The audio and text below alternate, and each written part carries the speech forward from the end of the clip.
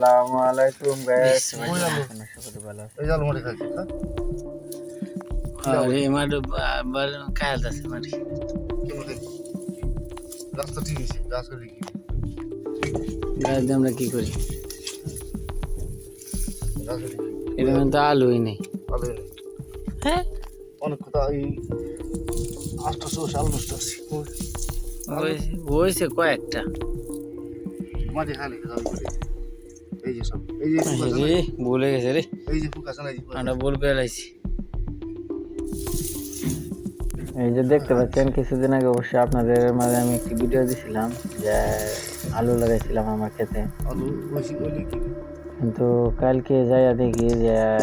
আলু সবগুলাই এক ধরনের পোকা আছে, পোকা খায় ফেলাইছে আর কি। তাই এর আগে সবগুলো উঠাই ফেলছি।